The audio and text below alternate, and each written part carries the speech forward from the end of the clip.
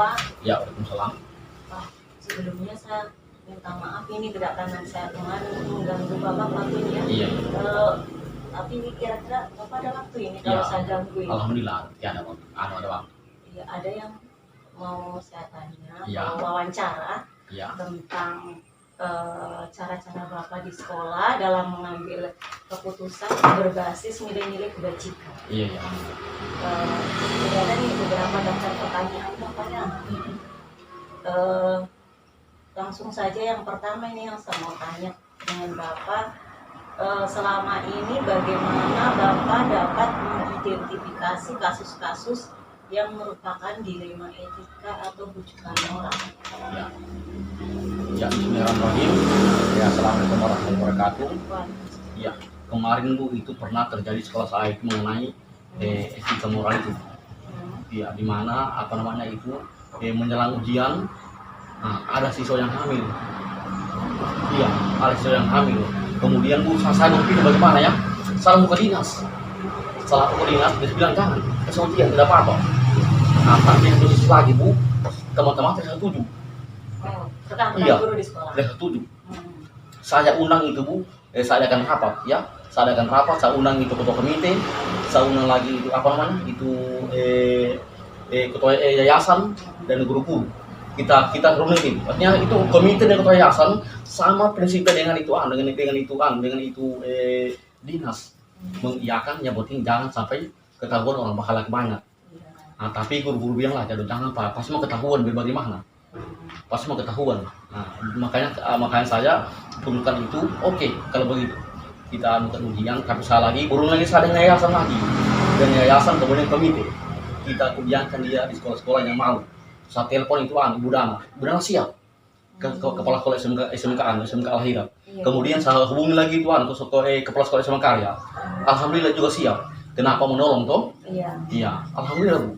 Bisa ke dia ujian kasihan. Oh, ini kelas 3 terus. Yang kemarin itu. Ujiannya akhirnya ini anak ikut ujian di sekolahnya. Di sekolah hari. Di titik lagi ya. Di titik. Iya kasihan iya. Artinya saya takut juga dengan teman-temannya, takut dengan teman kecewa begitu Bu. Makanya saya ambil satu sikap tuh bagaimana caranya. Saya pikir dengan kepala sekolah yang mau menerima. Wah, bila mau. Kita masuk dilema etika kayak di sisi lain ini anak. Kasihan juga. Iya Bu. Sekitar 2 minggu lagi ujian itu Bu, baru ketahuan. Alasan sakit. Nanti telusuri ternyata hamil. Tapi sebelum ujian dia kan sudah menikah Bu, tidak lama ya. Berarti Bapak menerapkan paradigma keadilan lawan rasa kasihan. Iya. Kita luruskan. Iya. Yang kedua Pak, boleh dilanjut ini pertanyaannya ya. Tadi contoh kasus yang pertama Bapak sampaikan bagus sekali itu dilema etika. Yang kedua, bagaimana Bapak menjalankan pengambilan keputusan di sekolah, terutama untuk kasus-kasus di mana ada dua kepentingan yang sama-sama benar atau sama-sama mengandung nilai kebajikan. Itu sama etika moral itu Bu ya. Iya. Langkah-langkah yang saya lakukan itu Bu. Ya, itu Bu di setiap itu Bu, apakah setelah kejadian terjadi itu Bu, pokoknya di setiap apel pagi, apel siang itu Bu tetap saya terapkan itu, tetap saya motivasi anak-anak Bu tentang apa namanya, tentang itu ruginya ya kalau macam itu terjadi, sampai terjadi lagi, sampai Bu saya terapkan itu Bu, itu seperti himbauan dari Dukcapil, ya itu boleh menikah perempuan minimal umur 19 tahun. Kenapa? Karena dia berefek kepada dia punya generasi, tidak mendapatkan itu apa namanya? Itu akte lahir. Nah, itu iya mencukup umur. Banyak Bu, artinya itu pada saat selesai sholat zuhur berjamaah, saya kuasa seperti itu. Saya adakan ke pengajian. Tetapi bahas tentang itu tentang itu Bu. Selanjutnya nih Pak, hal-hal apa saja yang selama ini Bapak anggap efektif untuk mengambil keputusan pada kasus dilema etika? Ya, itu Bu. Hal-hal yang saya lakukan Bu ya seperti tadi ya, hampir sama ini Bu. Sebenarnya itu pada saat apel pagi itu Bu sama lakukan itu. Pokoknya penguatan saya setiap guru benar saya tidak di tempat, ada guru kesehatan telepon tolong disampaikan itu mengenai itu dikasih penguatan mereka. Iya begitu. Iya, sampai tadi lagi Bu pernah terjadi lagi itu. Ketahuan pacaran pacaran. Saya datang, saya undang. si perempuan. Saya bilang, kamu di sini mau sekolah atau apa? Sekolah Pak. Saya kamu ada hubungan dengan ini. Diam dia. Bilang ya, kalau mau sekolah sekolah. Tapi kalau macam suka mau kaya, bisa undang orang tuamu. Sampai sekarang ada di sini. Jangan Pak, paham. Tidak Pak. Sekarang pun saya bilang kita berteman saja. Pak ya perlu begitu. Karena ada kejadian sebelumnya. Iya. Setidaknya harus dikasih Hati-hati kita butuh sekali. sampai terulang lagi. Iya. Betul. Selanjutnya lagi tantangan Pak. Ada tantangan yang paling berat tidak dalam mengambil keputusan yang mengambil di rumah. Iya itu karena itu seperti tadi itu Bu, apa namanya, di satu sisi guru-guru tidak terima, tidak mau. Iya, para kita sudah saya sudah macam apa namanya, konsultasi dengan dinas seperti jawabannya seperti ini, kasihkan dia ujian, tapi dengan syarat ya jangan sampai ada yang tahu kalau nggak boleh dia udah di rumah saja. Nah, tapi itu guru lain tidak mau. Menolak. Kenapa? Artinya sekolah kan berbasis agama, Bu. Jangan sampai nanti bang bagaimana? Itu orang udah buatnya mau menyeimbangkan antara itu apa namanya? Itu sisi dilema. Iya, dilema. Ini sekolah. Iya. Kemudian. Iya. Di situ kok masih memberi ruang untuk Iya, anak-anak yang sudah melakukan pelanggaran. Iya, pelanggaran kan. Bagus sekali, menarik sekali. Ya Bapak contohkan kasusnya di sekolah Bapak ini. Kalau Bapak menyelesaikan kasus tadi, contohnya anak-anak yang biasanya Bapak itu punya jadwal apa diselesaikan saat itu atau pokoknya bagaimana cara Iya, Bapak? begini Bu ya, itu sebenarnya kalau terjadi itu, saya langsung konsultasi dengan dinas. Satu dinas beri arahan seperti ini. Kemudian saya ketemu dengan kepala yayasan sama komite, dia bilang adakan rapat Pak, siap. Demi menyimakkan dengan teman guru. Nah, artinya saya juga kalau saya macam saya yakan juga, sedangkan yakan tidak tahu, saya pemarah juga atau komite. Maka saya undang mereka kita duduk sama-sama. Saya undang jadwal kapan kita mau mau laksanakan itu rapat. Karena malam itu seperti apa jangan tahu. Saya adakan malam hari supaya jangan teman-teman tahu toh, siswa tahu. Saya adakan malam itu rapat. Nah, situ teman-teman guru dari kita berapa guru itu cuma sekitar 2 orang sepaham dengan saya yang mengerti, yang lain menolak. Iya. Nah, sampai tadi kan ada terjadi itu yang begini. Nah, tolongnya pernah aku lagi guru sini ada itu bersama-sama dengan pacaran di bawah kali dengan guru lain. Cara apa? Itu yang terapkan ya. Dari itu guru poin dicermin bagi kau. Soalnya kau malu. Kalau guru kau tidak dapat pecahan kalau ke perekonomian material kalian kan tidak ada. Itu boleh kau lakukan ini kan tidak tahu itu jadi guru itu menjadi cermin kamu. Iya lah Pak.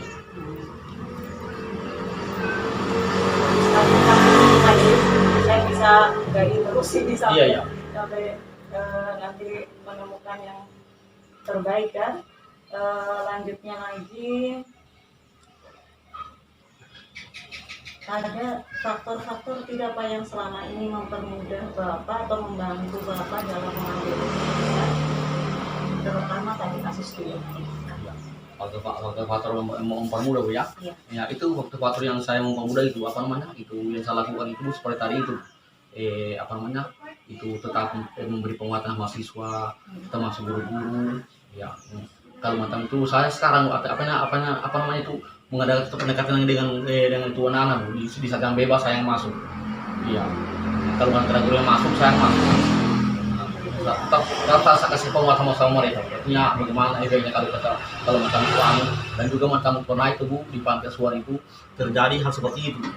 Nah, ibu panti kasih tahu mereka. Saya repot. Ya terpaksa untuk saat saya itu untuk ada ustaz satu bilang tinggal di rumah saja. Karena panti kan mengeluarkan. Nah, saya bilang hal panti beda itu di panti dengan di sekolah ya. Ya karena di sekolah kan lain itu konsepnya sama yang di panti. Iya di panti itu membuat apa di pulang. Tapi ini kan anakku juga. Nah masih bisa atas. Jadi karena saya itu paham dan cuma menerima. Nah tinggal yang paham ya. Pahamnya kasih yang kelas 2 sekarang sih ya. Ada rencana Bapak ke depan sebagai pimpinan, bagaimana Bapak ini mengukur efektivitasnya? Rencana ke depan Bapak dalam mengatasi kasus-kasus dilema etika, bagaimana rencana Bapak mengambil keputusannya, terus setelah keputusan itu diambil, bagaimana Bapak mengukur keputusan itu sudah efektif atau dengan tadi juga artinya saya sepaham dengan tingkah laku satunya perbuatan satunya langkah-langkah tadi. Artinya sebelum terjadi apa-apa macam itu lebih parah lagi itu, saya ke dinas dulu minta pertimbangan bagaimana. Setelah dinas mengatakan seperti ini, itu saya lapor secara kamu, saya perdengar semua teman-teman, termasuk komite sama yayasan. Artinya mereka itu komite dan yayasan bukan mengerti, mereka tahu iya jangan kalau begitu kasihan anak bangsa ini, diselamatkan dia dengan syarat seperti tadi itu. Jangan sampai itu ditahu hal yang banyak. Kita rahasiakan saya kalau macam bagaimana dia ujian di rumah saja. Kayak soal kesalahan di rumah. Jadi supaya jangan ditahu teman-teman, tapi sebetulnya kan guru tidak mau. Jadi Bapak terangkan tadi ke anak-anak setiap apel pagi dikasih penguatan. Iya. Terus bagaimana Bapak terangkan cara mengambil keputusan dilema etika ini ke guru? Misalkan yang punya kasus dilema etika itu guru. Iya. Iya, alhamdulillah Bu, selama ini untuk guru belum ada Bu ya. Iya, belum ada untuk guru. Ya baru-baru ini kasus yang masih hangat sekalinya anak lah ya. Iya, cuma anak yang guru tidak ada ya. Menurut Bapak pembelajaran apa dari cara Bapak mengambil keputusan dilema itu? Begini Bu ya, di sini saya banyak apa namanya itu banyak pembelajaran ya, terutama artinya kita itu sedikit bersifat legowo ya, iya legowo terhadap itu apa namanya itu kasus penyimpanan semua itu.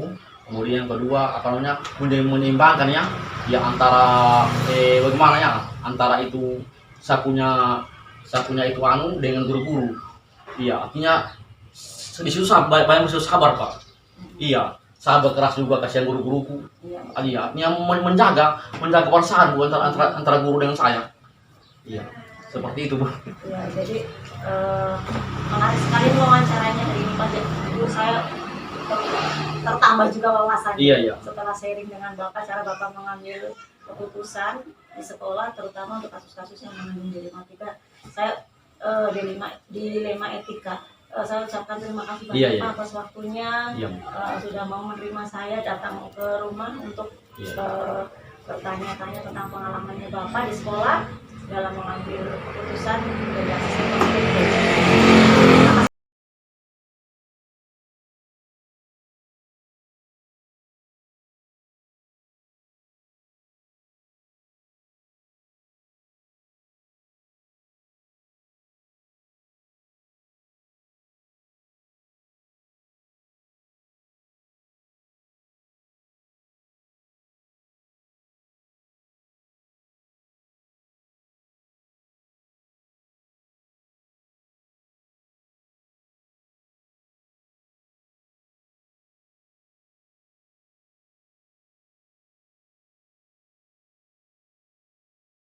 Oleh itu minta waktunya bisa ada tapi kan ini bukan masalah saya itu saya wawancara kepala sekolah bagaimana kepala sekolah itu mengambil keputusan berbasis nilai kebijakan dilema itu antara dilema etika dengan orang itu jadi apa yang seperti ini nanti kita mendapat ilmu tentang cara mengambil keputusan ini masalah nanti ini juga daripada nanti saya salah dijawab benar tidak ya dilema etika itu adalah situasi di mana kita ketika ingin mengambil keputusan itu diperhadapkan pada situasi yang sulit karena ada dua hal yang mesti kita pilih, benar dan benar, sehingga kita sangat sulit untuk mengambil keputusan tersebut. Kemudian kalau bukan moral berarti ada dua hal, salah benar. Ini berarti tidak terlalu sulit kita untuk mengambil keputusan. Iya, karena itu makanya sudah belajar dari betul sekali punya betul sekali pengalaman itu tadi yang dijelaskan itu seperti itu total sekali tentang dilema etika. Cuma pernah ini kan namanya harus update juga. Kebetulan Ibu Martini ada salah satu jadi tujuh penggerak dan ada beberapa guru yang mendaftar. Akhirnya saya Ibu hari itu membuka file soal bergerak apa itu. Nah, ditulis dilema etika. Jadi akan membentuk ya. Jadi tapi tidak sampai membaca full sih. Istilahnya ada benar Sudah betul sekali itu ya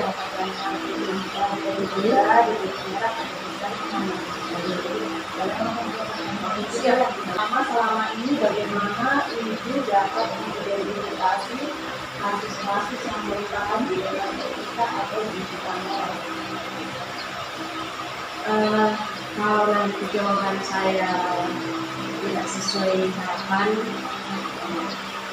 mohon maaf ya. Soalnya masalah dilema etika atau digital moral ini sesuatu yang mungkin belum terlalu semua orang tahu. Walaupun mungkin di dalam pekerjaan, terutama kita sebagai pekerja dalam itu akan ada hal seperti itu. Jadi dilema etika ini tentu saja ketika dalam pekerjaan ada hal yang dimana kita harus mengambil keputusan yang sangat sulit karena ada sesuatu, ada dua hal yang membuat kita sulit mengambil keputusan. Ada dua hal benar dan benar yang harus kita ambil keputusannya.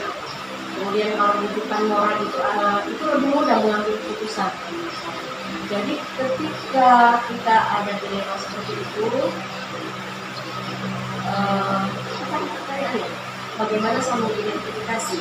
Nah, selaku saya sebagai kepala sekolah, saya tentu mengusulkan visi dulu, kemudian misalnya di dalam penilaian itu ada sesuatu yang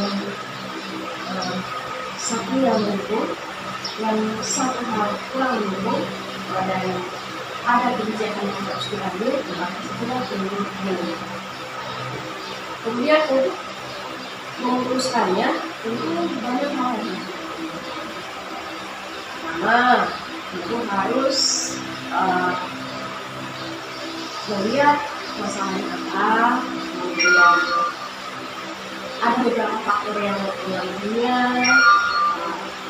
Kalau itu masih bisa diterima, masih bisa ditolerir, akan kita ambil kebijakan secara bersama.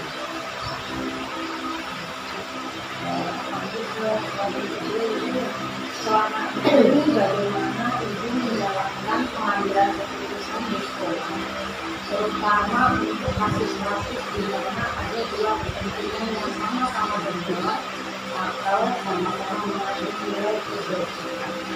Ya, seperti tadi itu, misalnya ada dua kepentingan yang sama-sama benar atau yang sama-sama mengambil kebijakan.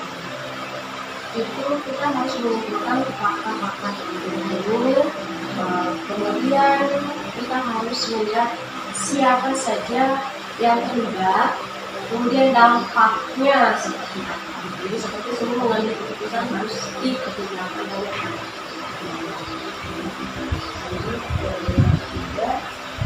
langkah-langkah atau prosedur seperti apa yang biasa dilakukan oleh ketika ada problem seperti dilema etika ini. Pertama tentu saja mengumpulkan ya observasi, mengumpulkan fakta-fakta yang berhubungan dengan dilema tersebut, kemudian memikirkan ketika mengambil keputusan apa dampaknya, apakah terutama dengan lingkungan. Jadi sebelum mengambil keputusan harus dipikirkan secara benar dan baik. Memang betul-betul ini memang susah untuk melakukan itulah.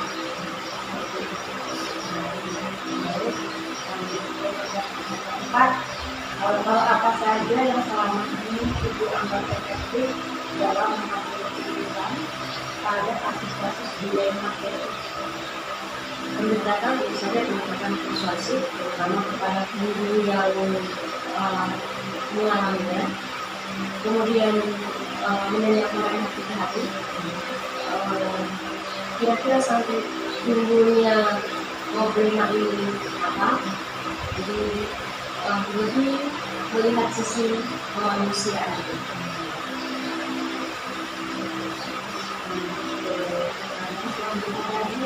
Hal-hal apa saja yang selama ini merupakan tantangan dalam mengambil keputusan pada kasus dilema etik?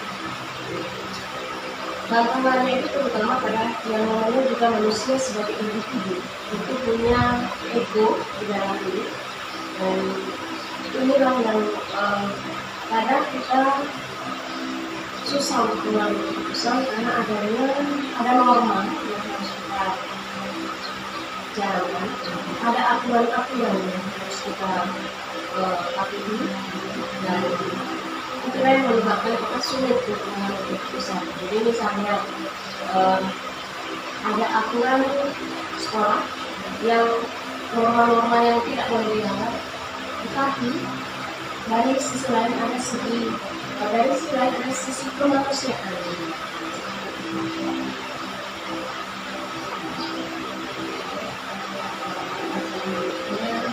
Apakah itu memiliki sebuah jadwal tertentu dalam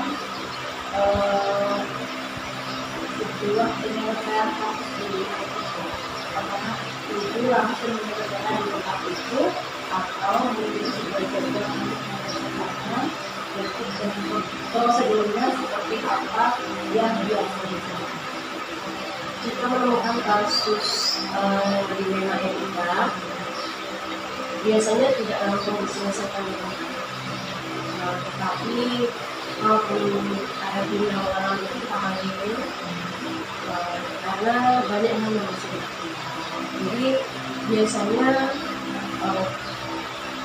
dirembukkan duduk bersama, karena ada beberapa biasa akan dengan guru.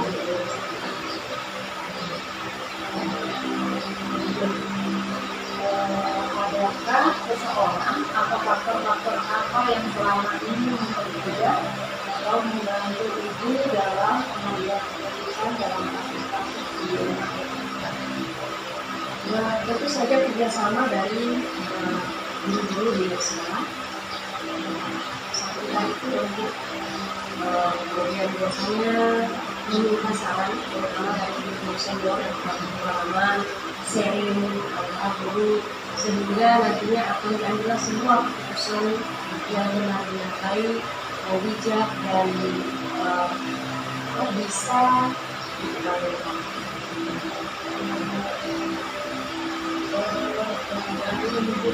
Dari semua hal yang telah disampaikan, pembelajaran apa yang dapat dipetik dari pengalaman ibu dalam mengambil keputusan dilema etika? Banyak hal yang disampaikan. Karena memang dilema etika ini adalah sebuah pengambilan keputusan yang memang sangat sulit. Ada hal yang bisa kita pelajari bahwa tidak selamanya kita harus mengikuti norma yang baik. Kenapa? Karena di dalam ada sisi kemanusiaan. Ada banyak hal yang perlu dilakukan. Jadi kalau misalnya norma itu sedikit melenceng dari norma tapi tidak kolaborasi dan bisa menyelamatkan komunitas sekolah, jadi tidak mesti pakai bahwa aturan A harus, jadi kita bisa fleksibel. Satu lagi, untuk tapi ini akan kira-kira apa rencana ibu ke depan dan sebagai pimpinan dalam menerapkan pengambilan keputusan berdasarkan keputusan sebagai Tentu saja karena menyangkut kehidupan sekolah, biasanya kan namanya juga manusia dan untuk mengatasi hal tersebut, kalau menurut saya setidaknya sebulan sekali di kami, sehingga kalau ada sesuatu yang masih diselesaikan, dirembukan, dimusyawarahkan, sehingga kalaupun ada keputusan yang harus diambil dari dilema yang dihadapi, itu bisa diterima oleh bersama, tidak merugikan satu pihak manapun. Jadi ketika ada dilema etika tidak akan merugikan keluarga seperti ini.